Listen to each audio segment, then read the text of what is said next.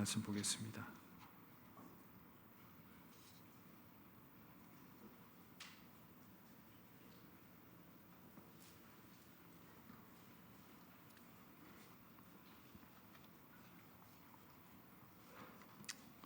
(11장) 19절에서 30절 말씀 교독하겠습니다. 그때에 스데반의 일로 일어난 환난으로 말미암아 흩어진 자들이 베니게와 구브로와 안디오게까지 이르러 유대인들에게만 말씀을 전하는데, 구레네 몇 사람이 안디옥에 이르러 헬라인에게도 말하여 주 예수를 전파하니 주의 손이 그들과 함께 하심에 수많은 사람들이 믿고 주께 돌아오더라. 예루살렘 교회가 이 사람들의 소문을 듣고 바나바를 안디옥까지 보내니 그가 이르러 하나님의 은혜를 보고 기뻐하여 모든 사람에게 굳건한 마음으로 주와 함께 머물러 있으라 권하니, 바나바는 착한 사람이요 성령과 믿음이 충만한 사람이라. 이에 큰 무리가 주께 더하여지더라.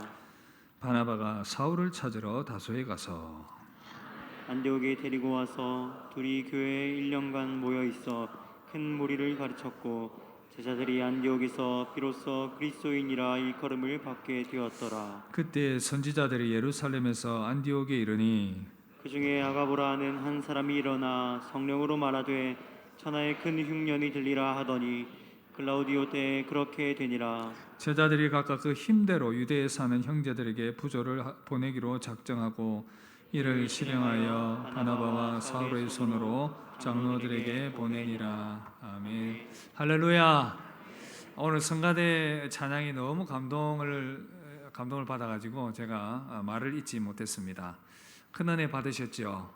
찬송의 은혜가 참 컸습니다. 최후 승리를 얻기까지 주의 십자가 사랑하리. 오늘 말씀 나눌 내용과도 너무 연결이 되는 것 같아서 참 감사했습니다. 사도행전 17번째 시간입니다. 그리스도인이란 어떤 자들일까요? 라는 제목으로 말씀을 섬기도록 하겠습니다. 여러분들이 다 이름을 가지고 있습니다. 그죠? 부모님들이 여러분들의 이름을 지을 때에 그 이름대로 참 살면 좋겠다라는 그런 기대감을 가지고 다들 좋은 의미를 가지고 이름을 그렇게 지었습니다. 우리가 살아가면서 이름이 또 있는가 하면 또 어떤 경우에는 이제 별명도 하나씩 있습니다. 그죠? 어른이 되어서까지 별명을 부르고 그렇게는 잘 하지 않지만 아마 어린 시절에 그런 별명들을 하나씩 가지고 여러분들이 지냈을 것입니다. 예수님을 믿는 사람들에게도 가지고 있는 하나의 별칭이 있습니다. 그리스도인. 옛날 사람들은 이전에는 예수쟁이 이런 얘기했죠. 예수쟁이 그런 얘기를 많이 했습니다. 우리 그리스도인들이 이렇게 나의 그 자연적인 그런 이 모습 외에 예수님을 믿고 난 이후에 그리스도인이라는 그런 새로운 별칭을 얻게 되었는데, 이 이름이 어떻게 생겨나게 되었는가? 오늘 말씀해 보니 12장 26절에 제자들이 안디옥에서 비로소 그리스도인이라 일컬음을 받게 되었더라 그렇게 말씀합니다. 결국 이 그리스도인이라는 이름의 시작은 초대 안디옥 교회에서부터 시작이 되었다 이렇게 보시면 되겠습니다. 이 바나바와 바울이 안디옥에서 성도들을 열심히 가르쳤습니다.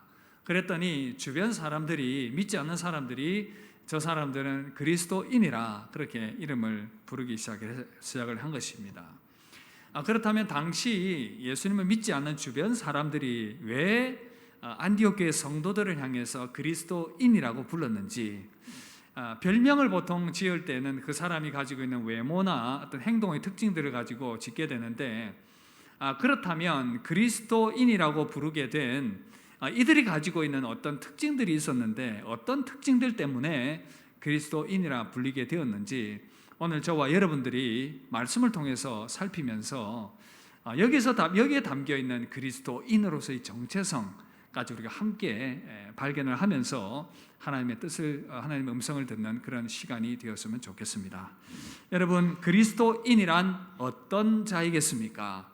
세 가지로 말씀을 드리겠습니다. 마지막에 제가 퀴즈로 확인을 하겠습니다. 첫 번째는 인내자, 두 번째는 협력자, 세 번째는 위로자입니다. 다 함께 따라합시다. 인내자, 협력자, 위로자. 이 세 가지입니다. 먼저 첫 번째로 그리스도인이란 인내자입니다. 인내자. 예수님을 믿기로 결심을 하게 되면 인내가 필요합니다. 대충 예수 믿는 사람들을 혹은 뭐 교회를 그냥 다니는 사람들을 그냥 명목상의 그리스도인, 뭐 영어로 이렇게 nominal Christian이라는 표현을 쓰는데 이름만 무늬만 그리스도인이다, 그런 어떤 표현인 것입니다. 사실 이렇게 무늬만 그리스도인으로 살아간다라고 하면 인내라는 것이 크게 필요가 없습니다. 그러나 진정한 그리스도인으로 살아간다면 인내가 반드시 필요합니다. 왜냐하면 세상이 만만치 않기 때문에 그렇습니다. 여러분, 안디옥 교회 당시 성도들 상황이 어땠는지 한번 보시면요, 먼저 이들은 외로움과 두려움과 싸워야 했었습니다. 예루살렘의 그 교회의 핍박을 피해서 안디옥이라는 곳을 향해 갔습니다.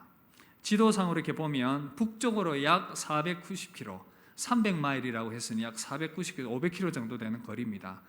그 먼 거리를 이제 도망을 간 것입니다.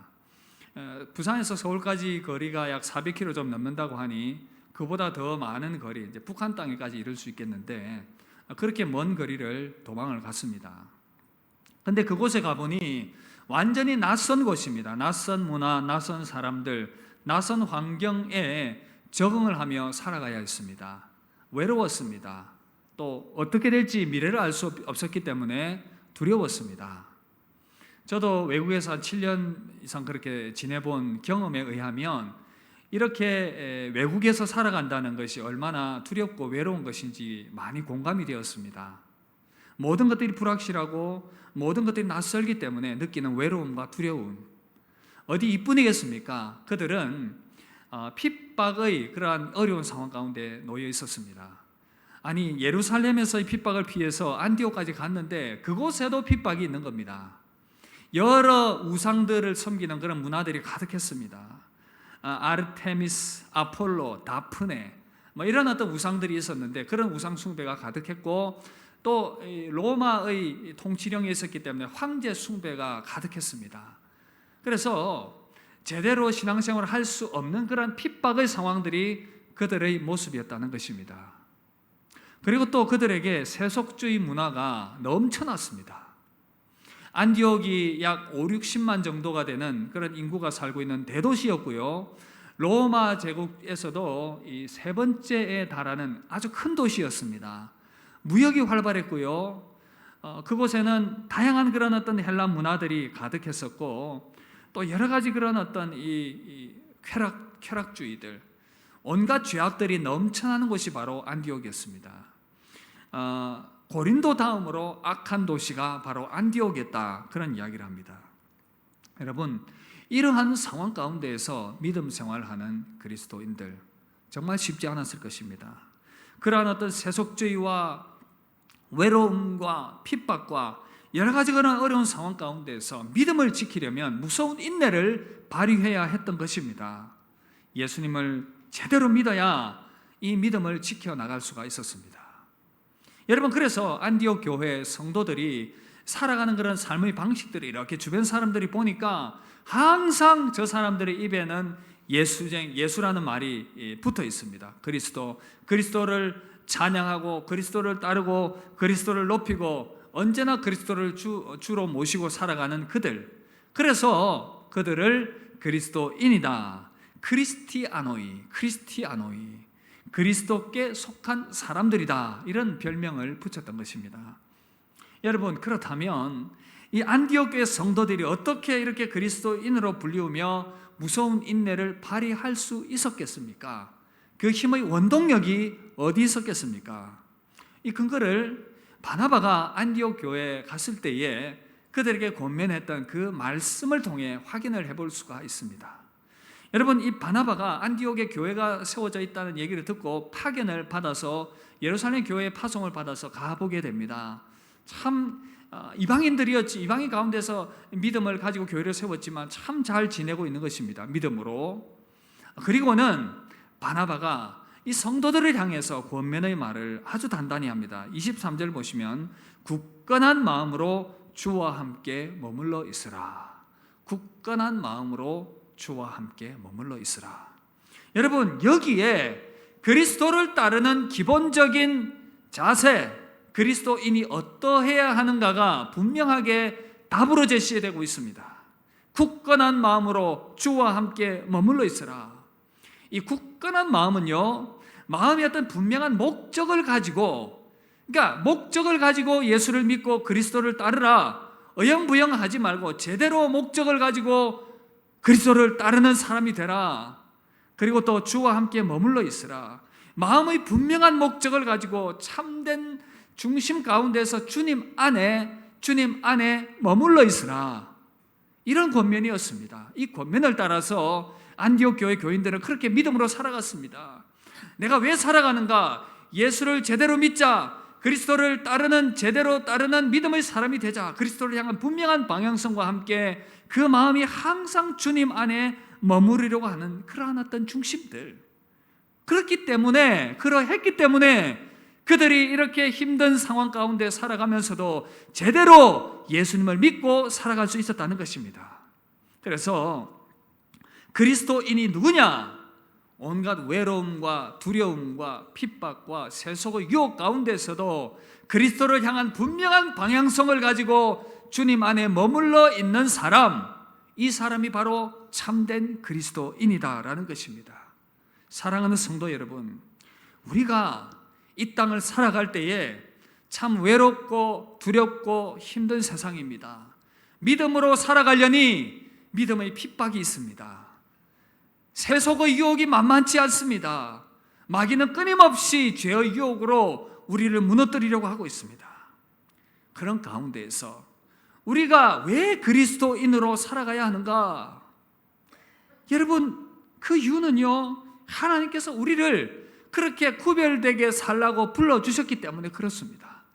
교회가 헬라어로 에클레시아라는 단어를 쓰는데, 에클레시아, 세상으로부터 부름받아 구별된 사람들의 모임이 바로 교회인 것입니다. 하나님께서는 안디옥의 그 세속주의가 물들어 있고 핍박의 상황 가운데 있고 외롭고 두려움 가운데서도 그들을 교회로 불러서 그 세속이 가득한 그 땅 가운데에서 구별되게 교회를 세워서 하나님을 찾고 구하며 그리스도를 믿는 자들로 살아가라고 그렇게 불러주셨던 것처럼 이 시대를 살아가고 있는 저와 여러분들에게도 동일하게 하나님께서 우리를 불러주셔서 세상과 구별된 믿음의 삶을 살아가라고 우리를 세워주신 것입니다. 하나님께서 우리를 그렇게 거룩하게 구별하신 줄 믿습니다. 하나님이 그렇게 부르셨기 때문에 우리는 그리스도인으로 살아가야 하는 것입니다. 그리고 또 여러분, 그리스도인으로 제대로 살지 않으면 믿음 붙들고 끝까지 갈 수 없습니다. 명목상의 그리스도인으로 살아가면서 어떻게 믿음의 경주를 끝까지 달려갈 수 있겠습니까? 오늘 찬양했던 것처럼 최후 승리 얻기까지 어떻게 최후 승리를 얻을 수 있겠습니까? 제대로 예수 믿지 않으면 안 된다는 것입니다. 그리고 내가 진짜 그리스도인으로 살아야 내 믿음이 진짜라는 것을 스스로도 확인할 수 있고 사람들에게도 보여줄 수 있기 때문에 그렇습니다. 정말 그리스도인이라면 내가 그렇게 확신해야 되고 사람들도 그렇게 봐줘야 하는 것입니다. 철로 역정에 보면 이런 이야기가 나옵니다. 주인공 크리스찬이 이제 모든 믿음의 여정을 마치고 새 예루살렘 성에 도착했습니다. 천사들이 환영을 받으면서 천국에 아름답게 입성을 했습니다. 그런데 그 중에 이 무지라는 사람이 있었습니다. 이 무지라는 사람은 흉내를 내면서, 신자의 흉내를 내면서 자기 방식대로 신앙생활을 하며 걸어왔습니다. 이렇게 참된 믿음을 가지며 온갖 고생을 다하면서 인내하면서 걸어갔던 이 크리스찬의 믿음의 여정과는 달리 때로는 담을 뛰어넘기도 하고 때로는 샛길로 빠지기도 하고, 그리고는 그리스도인으로 제자로 살아가는 것이 무엇인지를 다 알고는 있어서 사람들에게 막 이야기를 해주기도 하고 설명을 해주기도 합니다. 헌신은 이렇게 하는 것입니다. 예수 제대로 믿는 것은 이렇게 하는 것입니다. 이렇게 말은 하고 그렇게 표현들은 하지만 진정한 믿음이 없습니다. 행함이 없었습니다. 예수님을 진짜 믿으며 인내하면서 믿음의 걸음을 걸어가지 않았던 것입니다. 이제 이 사람이 죽음의 강을 건넜습니다. 강 건너편에 도착한 무지는 이제 저기 보이는 새 예루살렘 성 천국을 향해 걸어가고 있는데 그 누구도 환영하지 않습니다. 이제 그 새 예루살렘 성 문 앞에 섰습니다. 문을 두드렸습니다. 문을 열어주시오. 그런데 문이 열리기는커녕 위에서 누군가가 쳐다보면서 이렇게 얘기합니다. 어디서 와서 원하는 게 무엇이요? 무지가 대답했습니다. 나는 이 성의 주인님 앞에서 먹고 마셨으며 주인님은 우리를 길거리에서 가르치셨습니다. 나는 그 가르침도 잘 들었습니다. 그러나 성 안의 사람들은 이렇게 이야기합니다. 증명서가 있습니까? 증명서가 있어야 이 성의 임금님을 뵐 수가 있습니다. 여러분, 이 증명서는 인내하면서 주님을 따랐던 참된 믿음입니다. 이 참된 믿음의 증명서. 그런데 이 무지는 주머니를 아무리 뒤져봐도 증명서를 찾을 수가 없습니다. 증명서가 없단 말이요? 천사가 이야기를 합니다. 무지는 꿀먹은 벙어리가 되었습니다. 결국 어떻게 되었습니까? 천사는 이 무지를 잡아가지고는 끌고 가서 멸망과 지옥의 문에 떨어뜨려 버렸습니다. 여러분, 이 무지는 어떤 사람이겠습니까? 마태복음 7장 21절부터 23절에 나오는 말 그대로 주여 주여 부르는 자들, 그러나 불법을 행하는 자들, 귀신을 쫓아내고 여러 가지 일들을 행했고 주님을 따른다고 했지만 불법을 행하는 자들, 인내하면서 참된 믿음을 붙들지 않은 자들의 모습이었다는 것입니다. 여러분, 우리가 그리스도인답게 인내하며 믿음의 경주를 달려가야 할 이유가 분명히 있습니다. 하나님께서 우리를 그렇게 불러주셨고 또 그렇게 해야만 최후 승리 얻기까지 믿음의 경주를 달려갈 수 있고, 그렇게 살아야만 내가 나 자신을 속이지 않고 내가 그리스도인인 것을 알고 사람들도 나를 그렇게 바라보게 되기 때문에 그렇습니다. 여러분, 그렇다면 이렇게 인내가 가능하기 위해서, 참된 믿음 안에 머무르기 위해서 우리가 돌아봐야 할 건 무엇이겠습니까? 다시금 우리 마음의 자세와 중심을 가다듬는 것입니다. 점검하는 것입니다. 23절, 굳건한 마음으로 주와 함께 머물러 있으라. 다 함께 따라합시다. 굳건한 마음으로 주와 함께 머물러 있으라. 그래야 우리는 참된 인내를 가지고 믿음의 사람으로 설 수 있습니다. 항상 굳건한 마음으로 그리스도를 향한 그 방향성을 가지고 마음에는 항상 주님과 함께 머물러 있으려는 그 마음, 그럴 때에 우리는 참된 그리스도인으로, 인내자로 설 수 있습니다. 어떤 상황 가운데서도 예수 제대로 믿기로 결단하며 인내자로 세움받기를 주의 이름으로 축복합니다. 첫 번째 말씀드렸습니다. 참된 그리스도인이란 무엇이라고요? 누구라고요?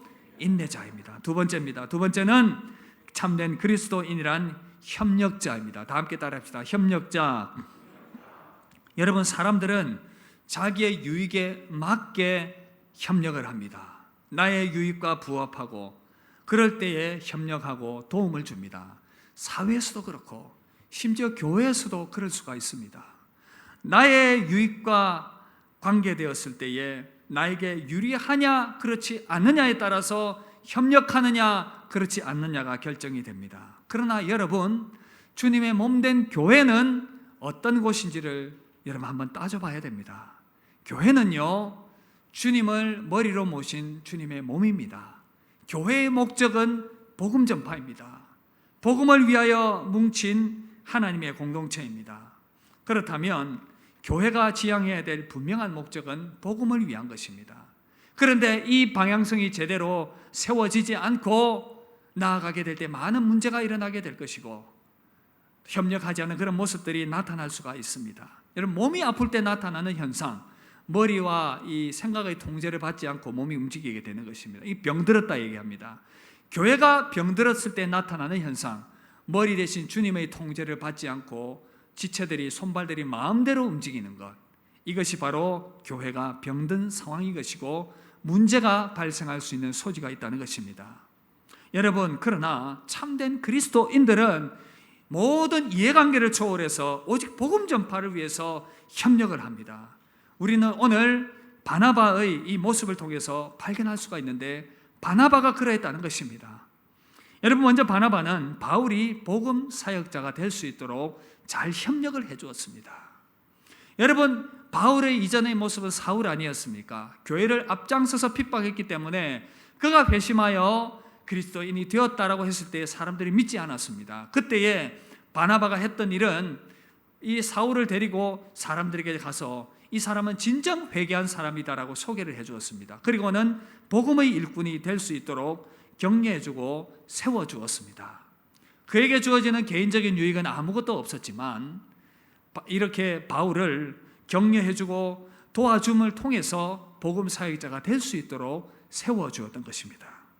그리고 여러분, 바나바는 비록 사람들이 자기보다 바울을 더 인정할 수 있는 그러한 상황이었지만 바울을 앞세웠고 바울과 협력을 했습니다. 여러분, 사람들이 협력하기를 꺼리는 불평하는 상황 중에 하나가 이거 아닙니까? 같이 했는데 내보다 잘하면 어쩌지? 나보다 잘하면 어떡하노? 이런 마음이 들어서 협력하기를 꺼려하는 것입니다. 여러분, 바나바는 이것을 뛰어넘었습니다. 복음을 위해서 협력했습니다. 안디옥 교회 일손이 부족하니 바울을 끌어들였습니다. 동력하기를 청했습니다. 바울이 학식이 뛰어나고 대단한 사람이기 때문에 함께 일을 하게 되면 자기보다 더 앞서갈 것이다 라는 것을 생각을 했지만 그럼에도 불구하고 복음을 위해서, 그래서 사도행전 11장 25절 보시면 바나바가 사울을 찾으러 다소에 가서 만나매 안디옥에 데리고 와서 둘이 교회 1년간 모여 큰 무리를 가르쳤고, 바나바는 바울의 능력을 알아보았습니다. 잘 될 것이라는 것을 알았지만 복음을 위해서 협력을 했습니다. 복음을 위해서.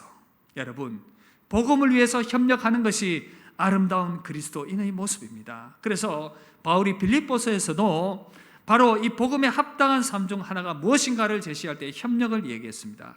빌립보서 1장 27절 보시면 이런 말씀이 있어요. 우리 함께 읽읍시다. 시작.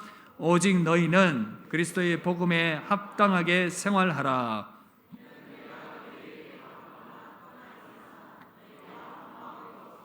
한 뜻으로 복음의 신앙을 위하여 협력하는 것과 복음에 합당하게 생활하는 것, 그 중에 하나가 바로 복음의 신앙을 위하여 협력하는 것이다 라고 말씀하고 있습니다. 여러분, 기억하시길 바랍니다. 우리는, 저와 여러분들은 사사로운 개인의 유익을 위해서 이곳에 모인 것이 아닙니다. 그래서 나의 유익에 부합하냐 그렇지 않느냐에 따라서 협력하고 협력하지 않는 것이 아니라 복음을 위하여 함께 부름받은 공동체임을 기억하시길 바랍니다. 그 안에서 협력하는 아름다운 우리 신앙 공동체가 되기를 주의 이름으로 축복합니다. 이렇게 협력하게 될 때에 하나님 나라를 위해서 더 큰 힘을 발휘할 수 있습니다. 하나님께서 그렇게 만들어 놓으셨습니다. 전도서 4장 12절 보시면 한 사람이면 피하겠거니와 두 사람이면 맞설 수 있나니 세 겹줄은 쉽게 끊어지지 아니하느니라. 여러분은 혹시 기러기가 날아갈 때의 모습을 본 적이 있습니까? 기러기가 어떻게 날아갑니까? 막 흩어져서 날아갑니까? 그렇지 않습니다. 기러기는 먼 거리를 날아가야 하기 때문에 역 V자를 그리고 이렇게 쫙 날아갑니다. 왜 이렇게 날아가겠습니까? 이렇게 날아가니까 폼 나니까 뽀대가 나니까 그렇게 하는 것이 아닙니다. 이유가 있습니다. 이렇게 날아가게 될 때에 홀로 날아가는 것보다 70% 이상 더 많이, 더 멀리 날아간다는 것입니다. 공기 저항을 그만큼 줄일 수 있다는 것이죠. 맨 앞서서 날아가는 이 기러기가 힘차게 날개짓을 하게 되면 그 뒤에 따르는 새들이 공기 파동의 힘을 덧입어서 더 쉽게 날아갈 수 있습니다. 그래서 이렇게 제일 앞에서 날아가던 기러기가 지치면 또 뒤로 오고 그 다음 기러기가 또 앞으로 이렇게 앞서서 날아가게 됩니다. 그렇게 날아가면서 소리도 냅니다. 그렇게 소리를 내는 이유는 서로 격려하는 것이죠. 힘껏 힘을 모아서 함께 잘 날아가자. 그렇게 하게 될 때에 더 멀리 더 힘있게 날아갈 수 있게 되는 것입니다. 여러분, 우리 힘을 모아서 주님의 몸된 교회가 더욱더 힘있게 전진할 수 있도록 협력하는 아름다운 신앙 공동체가 되기를 주의 이름으로 축복합니다. 이것이 참된 그리스도인의 하나의 지표라는 것입니다. 이해관계가 아니라 복음을 위해서 협력하는 것, 그런 아름다운 모습이 우리 가운데 가득 나타나기를 다시 한번 더 주의 이름으로 축복합니다. 두 번째 말씀드렸습니다. 참된 그리스도인 협력자입니다. 세 번째는 그리스도인은 어떤 자이겠습니까? 바로 위로자입니다. 다 함께 따라합시다. 위로자. 이런 말씀에 보니까 위로자로서의 예루살렘 이 안디옥 교회의 모습이 눈에 도드라지게 들어오게 됩니다. 그 당시 큰 흉년이 들었습니다. 예루살렘 교회가 흉년 때문에 큰 어려움을 당하고 있었습니다. 그때에 안디옥 교회 성도들이 아주 귀한 예물로 헌금으로 이 예루살렘 교회 성도들을 위로하고 있습니다. 11장 29절 30절 보시면 제자들이 각각 그 힘대로 유대에 사는 형제들에게 부조를 보내기로 작정하고 이를 실행하여 바나바와 사울의 손으로 장로들에게 보내니라. 여러분, 제자들이 각각 그 힘대로 힘을 다해서 헌금을 해서 예루살렘 교회 성도들을 위로했다고 합니다. 지금 모교회를 위로하고 있습니다. 이방에 개척된 그 교회가, 이방인들과 유대인들이 함께 구성된 그 교회가 모교회가 힘들다고 하니 이렇게 아름답게 마음을 모아서 헌금을 하는 그러한 모습입니다. 여러분, 그리고 또 바나바가 위로자입니다. 이 이름이 바로 위로의 사람입니다. 바나바, 위로의 사람. 그래서 바나바는 안디옥 교회에서 참 믿음 생활하고 있는 힘든 상황 가운데서 믿음 생활하고 있는 성도들을 잘 위로를 해주었습니다. 여러분, 위로란 슬픔과 아픔이 있는 자들에게 용기를 불어넣어주고 힘내라고 격려하고 낙심되고 실패하고 절망하고 좌절했을 때에도 힘내어서 일어나라고 그렇게 격려해 주는 것이 바로 위로인 것입니다. 초대교회가 여러 가지 많은 위험 가운데 노출되어 있는데 이렇게 바나바를 통한 위로, 성도들이 서로 위로해 줌으로 말미암아 이 어려움 가운데서 믿음으로 승리하며 나아갈 수가 있었던 것입니다. 사랑하는 성도 여러분, 저와 여러분들도 위로자로 부름받았습니다. 그리스도인은 정말 진심으로 서로를 위로하는 위로자입니다. 우리가 살아가는 이 세상, 너무나도 슬픔과 절망과 좌절이 가득한 세상, 고통이 가득한 세상. 그래서 우리는 서로 위로가 필요합니다. 그런데 여러분, 위로자가 되려면 생각해 보니 상대방의 아픔에 대해서 깊이 공감할 수 있는 마음이 있어야 됩니다. 그런 여유가 있어야 됩니다. 그런데 우리 자신의 모습을 보니 그럴 여유가 없는 것입니다. 그런 마음의 여유가 없습니다. 공감 능력이 결여된 시대 가운데 우리가 살아가고 있습니다. 생각해 보니 나의 문제에 너무 집중되어 있고 너무나도 나 중심적인 삶을 살아가고 있기 때문에 다른 사람들의 아픔과 다른 사람들의 고통에 대해서 위로할 만한 마음의 여유가 내 안에 없는 것입니다. 그러면 우리는 그리스도인으로서 위로자가 되어야 된다라고 하는데 위로할 그런 힘과 능력이 전혀 없으니 불가능한 것이 아니겠습니까? 그러나 여러분, 여기서 우리가 답을 찾을 수 있는 것은, 우리도 위로자로 세움받을 수 있는 것은 우리가 하나님으로부터 오는 위로를 받게 될 때에 이것이 가능하게 된다는 것입니다. 그래서 우리는 참된 위로자 되신 하나님을 먼저 바라봐야 하는 것입니다.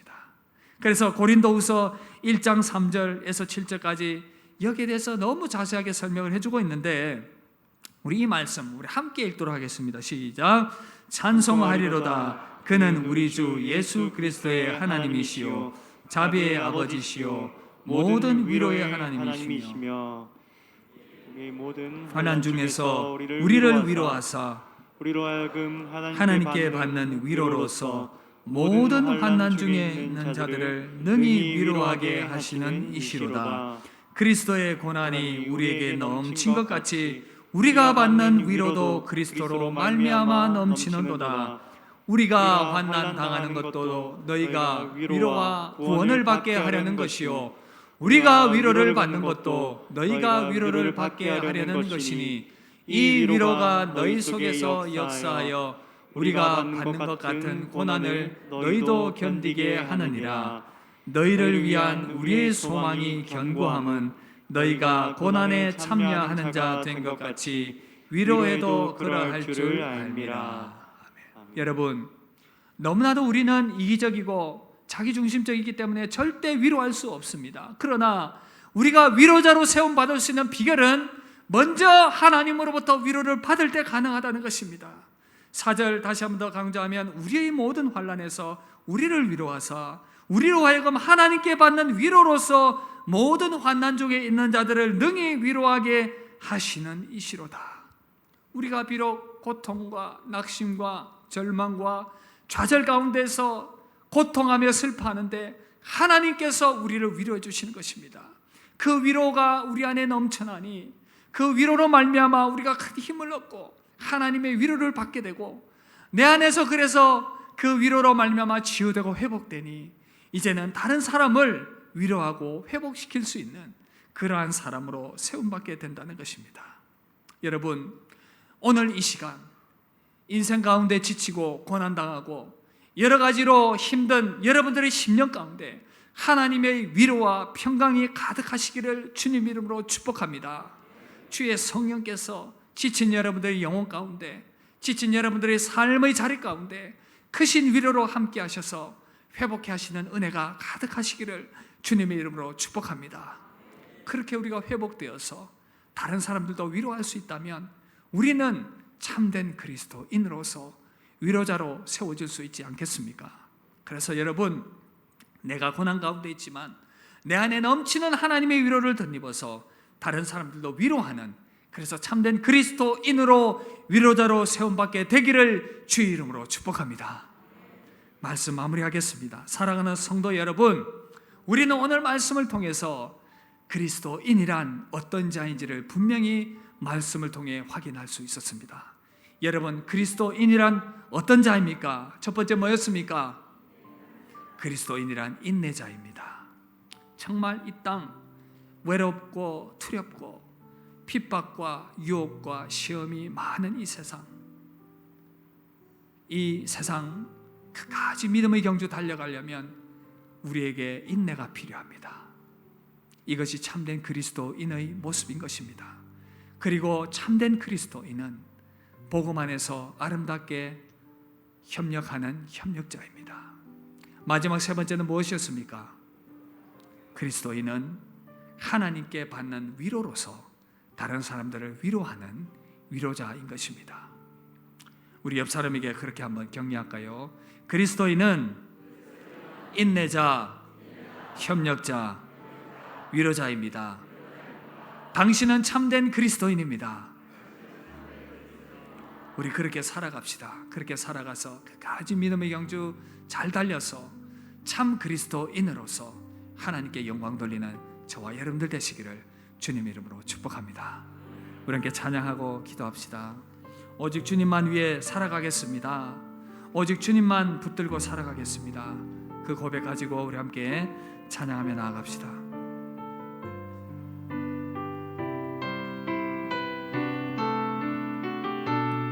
주 보혈 날 정결케 하고 주님의 보혈이 나를 자유케 했으니 오직 주만 위해 내가 살아가기를 원합니다. 함께 찬양합시다. 주 보혈 날 정결케 하고 주 보혈 날 자유케 하니 주 앞에 나 예배하는 이시 나의 모든 것을 주께 드리네. 주의 손 날 위해 지키셨고 주의 발 날 위해 박히셨으니 이제는 내가 사는 것이 오직 주를 위해 오직 주를 위해 사는 것이라.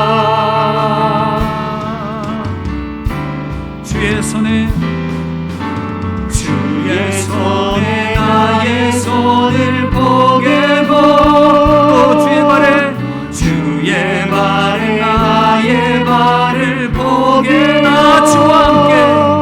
나 주와 함께 죽고 또 주와 함께 살리라. 영원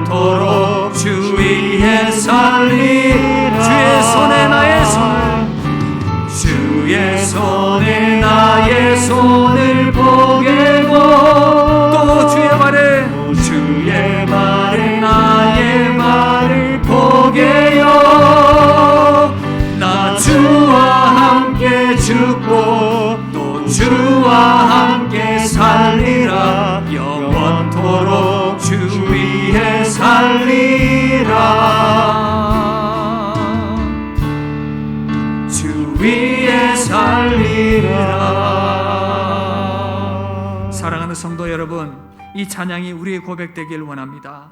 나 주와 함께 죽고 나 주와 함께 살리라, 이렇게 고백하는 자가 바로 진정한 그리스도인입니다. 오늘 말씀을 통해서 우리는 진정한 그리스도인이 어떤 자인지를 확인했습니다. 그 어떤 상황 가운데서도 믿음을 붙들고 인내하며 인내하는 인내자가 바로 참된 그리스도인입니다. 복음을 위하여 함께 협력하는 자가 바로 참된 그리스도인입니다. 하나님께 받은 위로로서 다른 사람을 위로하는 자가 바로 참된 그리스도인입니다. 우리 시간 합심하여 기도할 때 하나님, 그러한 참된 그리스도인으로 내가 이 땅을 살아가게 하여 주시옵소서. 우리 합심하여 함께 기도하며 나아가도록 하겠습니다. 기도하겠습니다.